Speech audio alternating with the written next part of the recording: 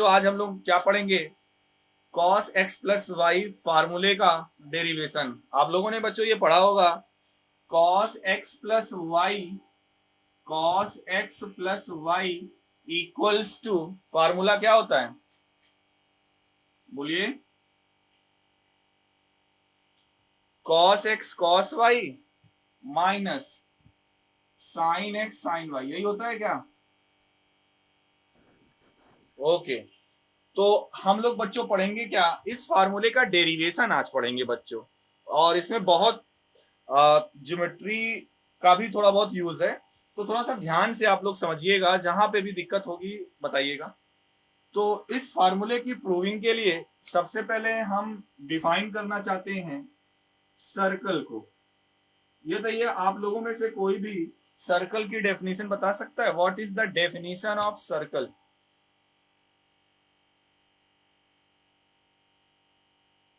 बोलिए, सर्कल क्या होता है? जल्दी बोलो, पता है या नहीं? हम बताएं, बोलिए। चलो फिर हम ही बताते हैं क्या होता है सर्किल की डेफिनेशन बच्चों, क्या होती है? सर्किल इज अ लोक, हाँ हाँ हाँ, सर्किल की डेफिनेशन, हाँ, circle is a locus of all points, circle is a locus of all points whose distance, yes, whose distance from a fixed point, is constant.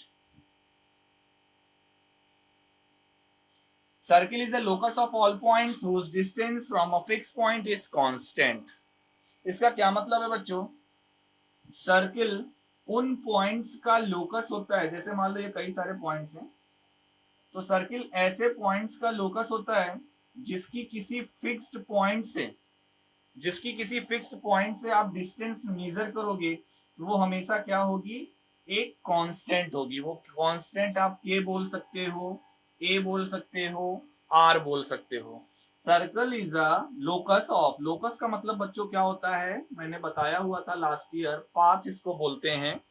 Circle is a locus of all such points, ऐसे points का circle जो है locus होता है या path होता है जिनकी किसी फिक्स्ड पॉइंट से डिस्टेंस, यानी जितने भी सर्किल की बाउंड्री पे पॉइंट्स हैं बच्चों, आप अगर उनसे डिस्टेंस इस फिक्स्ड पॉइंट की आप मेजर करोगे तो वो डिस्टेंस क्या होगी, कांस्टेंट होगी। और इस कांस्टेंट डिस्टेंस को ही, ये जो कांस्टेंट डिस्टेंस की हम बात कर रहे हैं, इसी को बच्चों क्या बोलते हैं?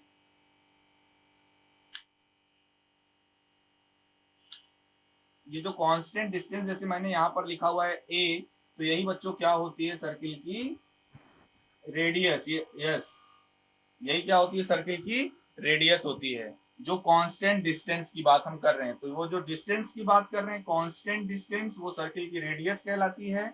और ये जो फिक्स्ड पॉइंट है, ये जो फिक्स्ड पॉइंट है वो क्या होता है, इसको सर्किल का क्या बोलते हैं, सेंटर बोलते हैं। क्या बोलते हैं? सेंटर बोलते हैं। तो ये तो हो गया सर्किल की बच्चों definition. Circle is a locus of all points whose distance from a fixed point is constant, and that constant distance is known as the radius of the circle, whereas the fixed point is known as the center of the circle. Okay, now moving to the next one, we have to define the equation of circle. तो चलिए इसी definition का use करके मैं आपको circle का equation दिखा रहा हूं कि क्या होता है सर्किल का इक्वेशन, और उसी से बच्चों हम इस फार्मूले का, उसी से हम लोग इस फार्मूले का प्रूफ भी करेंगे।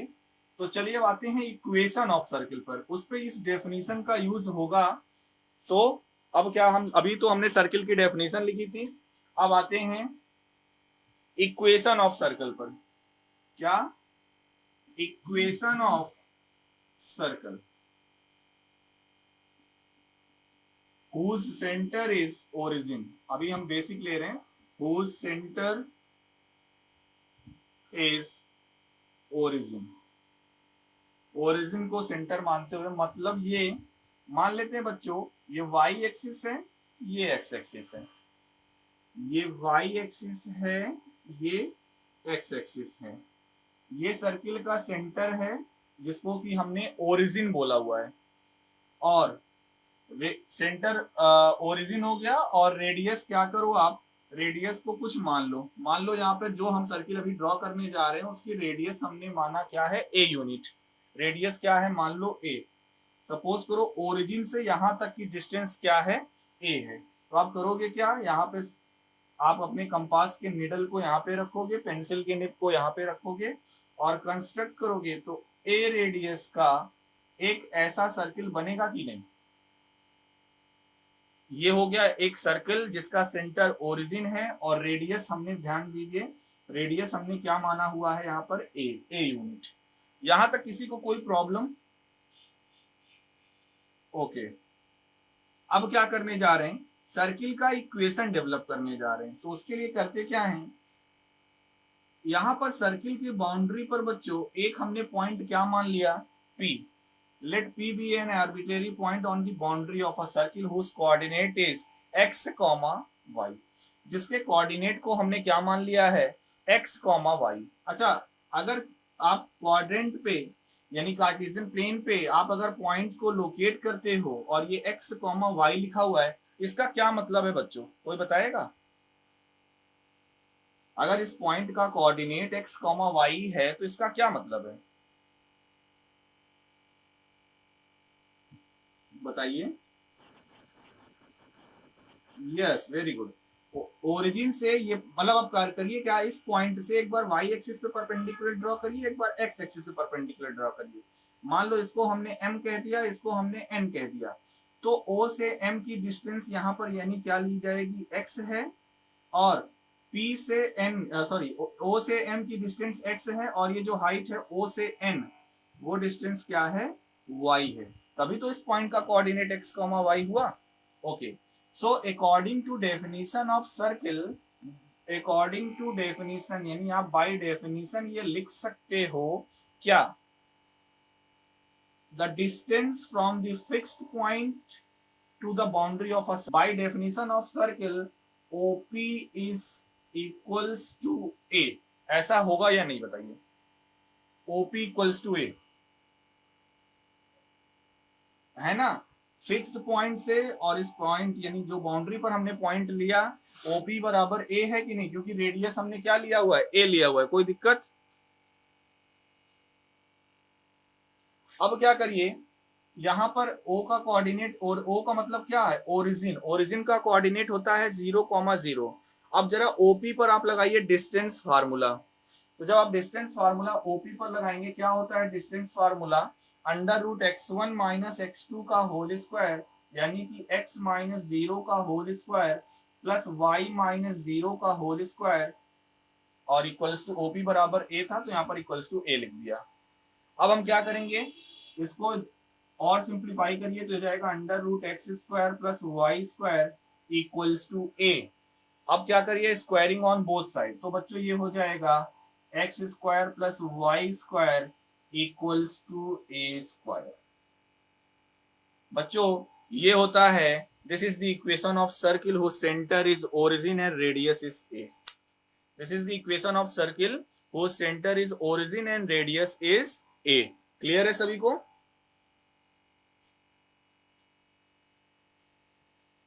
तो ये ऐसे सर्किल का इक्वेशन होता है जिसका सेंटर ओरिजिन हो और रेडियस A हो। कोई डाउट बच्चों किसी को यहां तक? अगर स्टैंडर्ड फॉर्म अगर आप बात करोगे आगे चलकर जब हम लोग कोनिक सेक्शन पढ़ेंगे तो उसमें डिराइव भी करेंगे, सर्किल वहां पे भी है।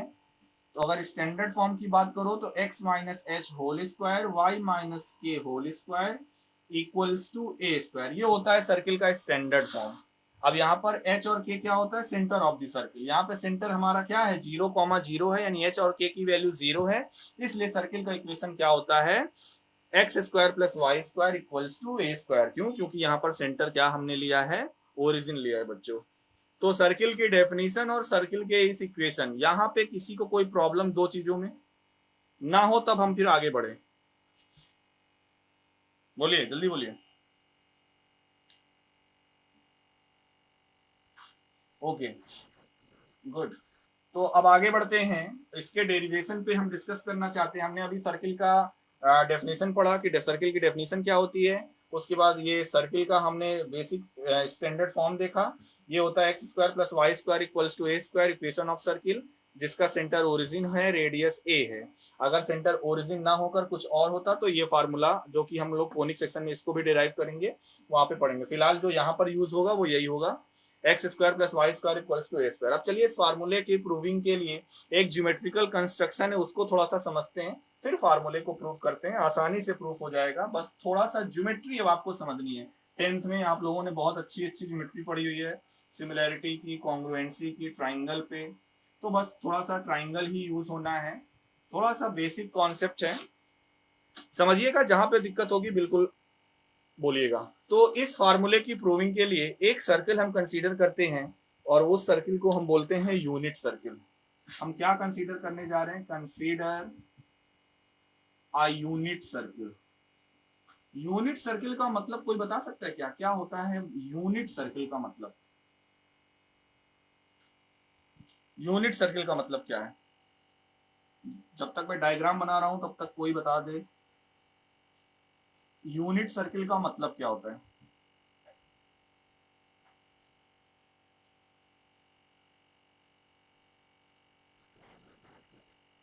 कोई बात नहीं, हम बताते हैं, बहुत आसान। अच्छा, यूनिट, यूनिट का मतलब जानते हो क्या होता है? वन। यूनिट जैसे बोलते हैं ना कि यूनिट सर्किल है, तो ऐसा सर्किल जिसकी रेडियस वन हो, ऐसा सर्किल जिसकी रेडियस वन हो, सेंटर मान लो ओरिजिन है, तो ऐसे सर्किल को बच्चों क्या बोला जाता है? Unit circle. तो यानी ऐसे सर्किल की इक्वेशन क्या होनी चाहिए? X square plus y square equals to one. ठीक है, ऐसा सर्किल जिसकी रेडियस क्या हो? वन हो, उसको हम लोग क्या बोलते हैं? Unit circle. यानी यूनिट सर्किल का इक्वेशन क्या होता है? X square plus y square equals to one होता है। तो हम यहाँ पर एक यूनिट सर्किल कंसीडर कर रहे हैं। और उसके बाद एक चीज और, हाँ हमने बताना अभी भूल, मैं बताना भी भूल गया, पैरामेट्रिक फॉर्म, जो अभी पीछे हम लोगों ने डेफिनेशन पढ़ी थी, चलो यहीं पे डिस्कस कर लेते हैं। अभी भी हम लोगों ने पढ़ा था बच्चों, सर्किल का इक्वेशन होता है x square plus y square equals to a square. यहाँ पर हमने कोई पॉइंट लिया था P, और जिसको हमने बोला था एक्स कॉमा वाई। आप सभी लोगों को भी याद होगा, अभी भी हमने किया हुआ था। आप करिए क्या, ये पॉइंट O था, O से P को आप ज्वाइन करिए, और इसको हमने शायद M बोला था। अच्छा सभी लोग बताइए, ट्राइंगल OMP कैसा ट्राइंगल है? राइट एंगल ट्राइंगल है या नहीं? जहां पर OM की डिस्टेंस x है और PM की डिस्टेंस y है। क्लियर? अब अगर हम इस एंगल को, मतलब OP लाइन x एक्सिस से जिस एंगल पे झुकी हुई है, उस एंगल को अगर हम थीटा मान लें बच्चों, क्या मान लें? थीटा मान लें। और आपको पता है OP क्या है? OP है A। तो देखिए यहां पर होगा क्या, अगर मैं लिखता हूं in triangle OMP sine theta, sine theta क्या होगा इस ट्राइंगल से? बताइए, साइन थीटा इक्वल्स टू क्या होगा? परपेंडिकुलर अपॉन हाइपोटेन्यूज होता है, यस, y अपॉन ए। यानी यहां से आप लिख सकते हो y equals to a sine theta. बहुत ध्यान से समझिएगा, ये बहुत आगे भी काम आएगा ये चीज। y equals to a sine theta. इसी तरह से अगर आप cos थीटा ले लो, इसी ट्राइंगल में क्या ले लो, एक बार cos थीटा ले लो, तो cos थीटा क्या आएगा? Yes, x upon a। तो यहां से x की वैल्यू क्या हो जाएगी? a cos theta.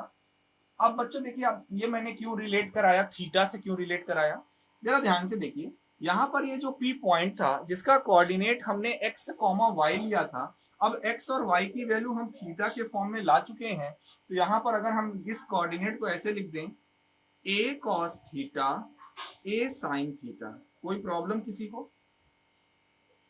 लिख सकते हैं कि नहीं? a cos theta comma a sin theta, x की जगह पर क्या है a cos थीटा है और y की जगह पे a sin थीटा लिख सकते हैं। अब आपको वेरीफाई कराना है। अब आप करिए क्या, इस पॉइंट को जरा, ये जो सर्किल का इक्वेशन था जो हम लोगों ने अभी डेवलप किया था, x square plus y square equals to a square, इस पॉइंट को यहाँ पे सेटिस्फाई कराइए। जब आप सेटिस्फाई कराएंगे तो एक्स स्क्वायर का मतलब A square cos square theta plus LHS पे रख रहे हैं हम, इस इक्वेशन के एलएचएस पे हम ये पॉइंट को सेटिस्फाई करा रहे हैं। एक्स की जगह पे ए कॉस थीटा और वाई की जगह पे ए साइन थीटा। जब ए साइन थीटा पुट करोगे तो ये हो जाएगा ए स्क्वायर साइन स्क्वायर थीटा। ए स्क्वायर बच्चों कॉमन ले लो, अंदर बचेगा cos square theta plus sine square theta जिसकी वैल्यू 1 होती है, यानी कुल मिला के ये आ गया ए स्क्वायर जो कि हमारा आरएचएस था। तो ये वेरीफाई भी हो गया कि ये सर्किल के इक्वेशन को सेटिस्फाई कर रहा है। तो बच्चों ये जो पॉइंट का कोऑर्डिनेट हमने x, y लिया था उसको हम a cos theta a sin theta लिख सकते हैं कि नहीं? where a is the radius of the circle and theta is the slope of OB to the x axis, positive x axis।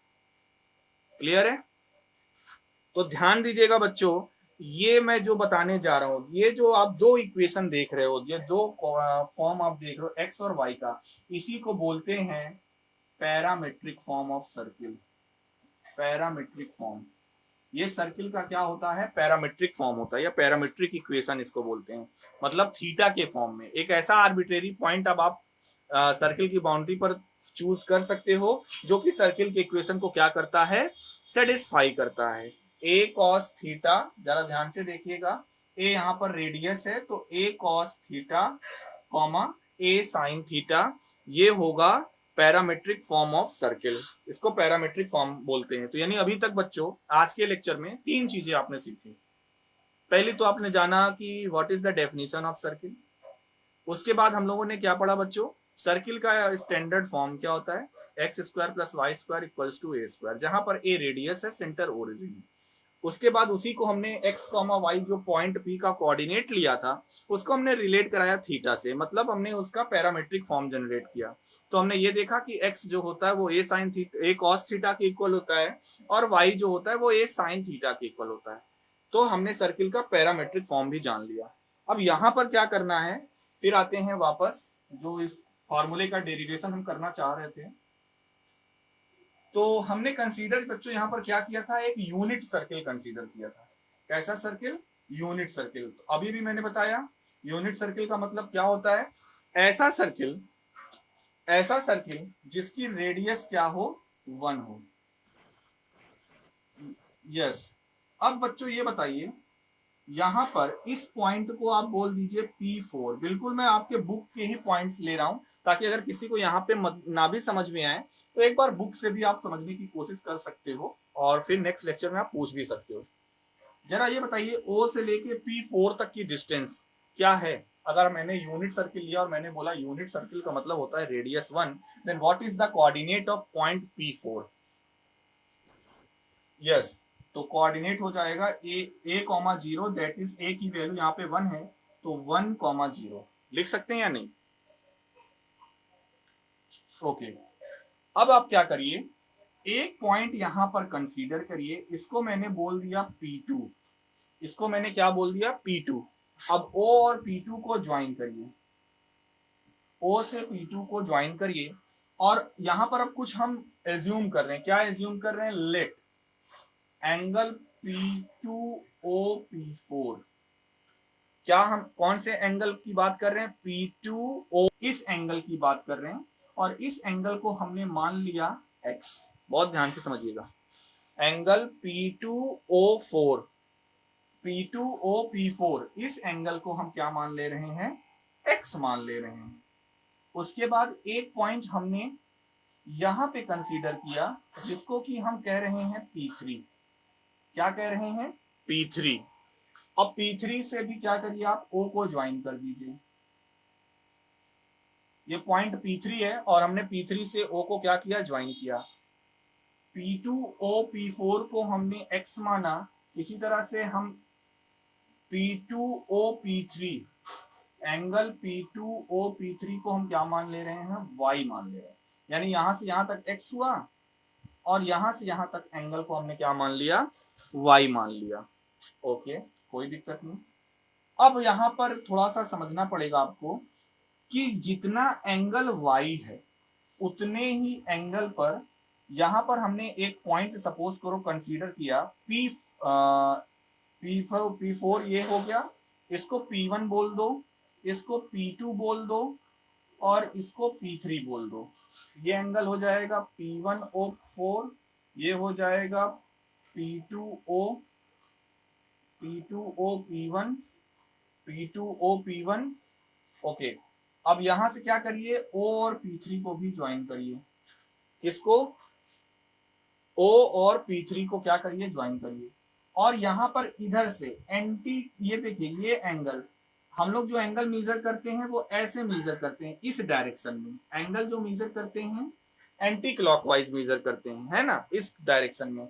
But यहाँ पर इस एंगल की हम बात कर रहे हैं, ये जानबूझ के हमने इस एंगल को इधर से मेजर किया, मतलब आप रिवर्स में कह सकते हो, इसकी डायरेक्शन हम ये ले रहे हैं। इस एंगल को हम क्या बोल रहे हैं, ये एंगल हमने जानबूझ के उतना ही एंगल लिया है जितना ये y है, मतलब y के बराबर एंगल यहाँ पे लिया है। तो इस एंगल की वैल्यू क्या हो जाएगी, -y। एंगल तो मान लो वही रहेगा जो एंगल यहाँ पर है, उसी हिसाब से हमने कंस्ट्रक्ट ही किया है।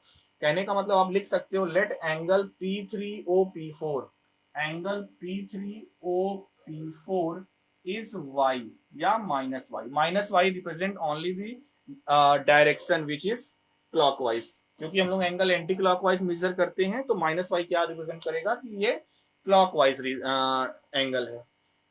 तो हमने एंगल P1OP4 को एंगल x माना, P2OP1 को हमने y माना और एंगल P3OP4 को हमने -y माना। यहां तक किसी को कोई प्रॉब्लम, इतना तो हमने सिर्फ एजम्पशन लिया है इसको प्रूविंग करने के लिए। कहीं पे कुछ दिक्कत हो तो पूछ सकते हो, फिर हम आगे बढ़े, अगर दिक्कत ना हो तो बोलिए, जल्दी बोलिए।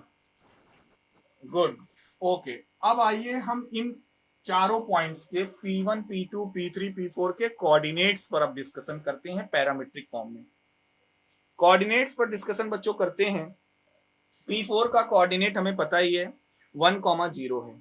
बच्चों P1 का कोऑर्डिनेट क्या होगा पैरामीट्रिक फॉर्म में, इस फॉर्म में आप लिखिएगा। आप जानते हो कि पैरामीट्रिक फॉर्म में कोऑर्डिनेट होता है a cos theta, a sin theta, और यहाँ पर a की वैल्यू हमारे लिए 1 है और ये एंगल OP1 जो है वो पॉजिटिव x एक्सिस से x एंगल बना रहा है, तो P1 का कोऑर्डिनेट होगा cos x, sin x। लिख सकते हैं क्या, a cos x a sin x लिख सकते थे, लेकिन a हमारे लिए यहाँ पर क्या है, 1 है। समझ में आ रहा है कि नहीं ये चीज, P1 का coordinate cos x, sin x। देखिए ना, P1O P4 के बीच का एंगल कितना है, ये एंगल x है, इसलिए इसका कोऑर्डिनेट हुआ cos x, sin x। Clear है। तो इसी तरह से P2 का कोऑर्डिनेट हो जाएगा cos, अब ये देखिए P2 यहां पर है और पॉजिटिव से अगर जाओगे x और ये y, तो ये हो जाएगा cos x plus y, sin x plus y। ये कोऑर्डिनेट हो जाएगा P2 का। P3 पे आइए, अब P3 के लिए हम ये डायरेक्शन ले रहे हैं निगेटिव वाली, तो इसका कोऑर्डिनेट हो जाएगा cos -y, sin -y। तो हमने P1 P2 P3 और P4 पहले लिख लिया था, सभी पॉइंट्स के कोऑर्डिनेट लिख लिए। कोई प्रॉब्लम किसी को, बोलिए। ओके, अब आप क्या करिए, P1 P2 को ज्वाइन कर दो, P1 P2 को, और P3 P4 को ज्वाइन कर दो।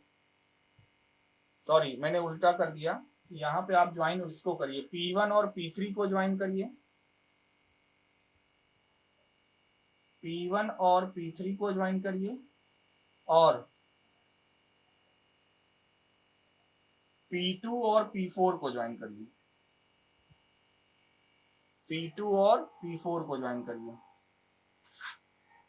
दो ट्राइंगल आपको दिख रहे होंगे, और उन दो ट्राइंगल को हमें कॉन्ग्रुएंट दिखाना है। मैं दो ट्राइंगल का नाम लिख रहा हूं, उन दो ट्राइंगल का मैं नाम लिख रहा हूं। क्या कौन कौन से ट्राइंगल अगर दिख रहे हो तो आप बोल सकते हो।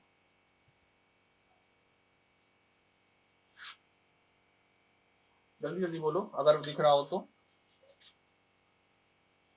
OP1P3 in triangle OP1P3 and triangle OP2P4, ये दो ट्राइंगल दिख रहे हैं कि नहीं? OP1P3 और OP2P4, इन दोनों ट्राइंगल को कॉन्ग्रुएंट दिखाना है। तो चलिए दिखाते हैं। फर्स्ट ट्राइंगल में OP1 और सेकेंड ट्राइंगल में OP2, ये दोनों हम कह रहे हैं इक्वल है। रीजन बताइए।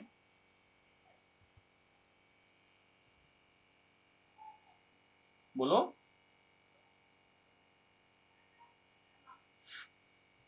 रेडियाई, यस, ये क्या होंगी? रेडियाई होंगी। मतलब फर्स्ट ट्राइंगल में OP1 क्या है? रेडियस है ना सर्किल की। O से लेके P1 तक की डिस्टेंस क्या है? रेडियस है। और इसी तरह से सेकेंड ट्राइंगल में OP2 भी क्या है? रेडियस है। तो ये क्या है? रेडियाई है दोनों, इसलिए ये इक्वल है। इसी तरह से फर्स्ट ट्राइंगल में OP3 भी रेडियस है और सेकेंड ट्राइंगल में OP4 रेडियस है, तो ये भी इक्वल हो गया।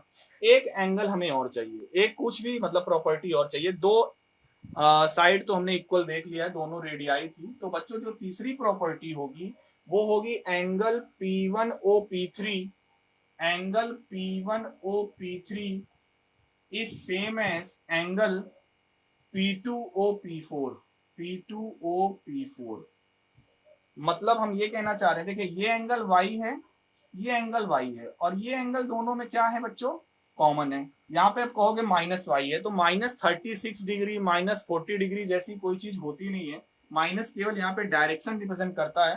तो मैं अगर इन दोनों ट्राइंगल की बात करूं तो एंगल P1OP3 यानी कि ये पूरा एंगल P1OP3 और P2OP4 यानी कि ये पूरा एंगल इक्वल होगा कि नहीं? क्यों? क्योंकि ये y है, इधर से ये y है, और ये दोनों में क्या है? कॉमन है। तो ये दोनों एंगल इक्वल होंगे या नहीं? बोलो। तो इस वजह से by side angle side both triangle OP1P3 and OP2P4 are congruent to each other. ये दोनों ट्राइंगल क्या हो जाएंगे? आपस में कॉन्ग्रुएंट हो जाएंगे। अब देखो, अगर कॉन्ग्रुएंट हो गए तो हमें यहां से हमारी जरूरत क्या है? अगर बच्चों ये दोनों ट्राइंगल कॉन्ग्रुएंट हो गए तो हमें ये मिला कि distance between P1 and P3 is same as the distance between P2 and P4। ये दो पॉइंट्स के बीच की डिस्टेंस सेम हो गई। इन दोनों पे क्या करिए? दोनों साइड का स्क्वायर लगा दीजिए तो वो भी इक्वल ही होगा। अब करिए क्या? इन दोनों पॉइंट्स के बीच की डिस्टेंस लिखिए। अंडर रूट हट जाएगा, इसीलिए हमने स्क्वायर लगाया हुआ है। क्या होता है फार्मूला? x1 माइनस x2 का होल स्क्वायर। तो cos x माइनस, ये cos माइनस वाई है जिसको कि आप cos y लिख सकते हो, x1 माइनस x2 का whole square plus y1 minus y2 का होल स्क्वायर, मतलब sine x minus y2। Sine minus y होता है माइनस साइन वाई, तो ये हो जाएगा plus sine y whole square. तो ये क्या हो गया? x1 माइनस x2 का whole square, y1 minus y2 का होल स्क्वायर इक्वल्स टू। इसी तरह से इधर क्या आ जाएगा? इसको जब ओपन करोगे P2 P4 की डिस्टेंस निकालोगे तो हो जाएगा cos x plus y x1 minus x2 minus 1 का whole square plus sine x plus y minus 0 और इसका होल स्क्वायर। बस बच्चों, बस इसी को आप सिंप्लीफाई कर दीजिए। जो डेरिवेशन आपको चाहिए वो क्या होगा? मिल जाएगा। बस आपको केवल ब्रैकेट्स को ओपन करना है और तुरंत आपको मिल जाएगा। देखिए ओपन करिए, हो जाएगा cos square x plus cos square y plus minus 2 cos x cos y। इस तरह इसको ओपन करिए, sine square x plus sine square y plus 2 sine x sine y, 2 sine x sine y equals to, ये हो जाएगा cos square x plus y plus 1 minus 2 cos x plus y plus sine square x plus y. अब देखिए cos square x plus y sine square x plus y, ये RHS में जो लिखा हुआ है तो आइडेंटिटी यूज करके ये 1 हो जाएगा और 1 प्लस 1 ये क्या हो जाएगा 2 minus 2 cos x plus y, ये आरएचएस में आया बच्चों। एलएचएस में क्या हो जाएगा cos square x plus sine square x 1 हो गया, cos square y plus sine square y भी 1 हो गया, तो 1 प्लस 1 क्या हो जाएगा 2 minus 2 cos x cos y plus 2 sine x sine y. अब क्या हुआ ये 2 से 2 कट गया, अब आप माइनस 2 कॉमन लेके काट दीजिए तो यहां पर मिलेगा क्या cos x cos Y minus sine x sine y equals to cos x plus y. यही हमें बच्चों प्रूफ करना था। समझ में आया सभी को? Cos x plus Y equals to cos A cos B minus sine A sine B, यानी cos x plus Y equals to cos x cos Y minus sine x sine Y. तो ये हो गया proof cos x plus Y का। आया समझ में सभी को? नहीं भी आया होगा तो एक बार फिर से समझने की कोशिश करिएगा, और कल हम लोग ट्रिग्नोमेट्रिक इक्वेशंस के कुछ डेरिवेशन करेंगे, साइन एक्स कॉस एक्स और टेन एक्स के स्टैंडर्ड फॉर्म में जनरल सोल्यूशन फाइंड आउट करेंगे, फिर एक्सरसाइज पे हम लोग डिस्कस करेंगे। एक बार इसको अपने से जरूर प्रूफ करिएगा बच्चों, अपने से पूरा डेरिवेशन फिर से प्रूफ करने की कोशिश करिएगा।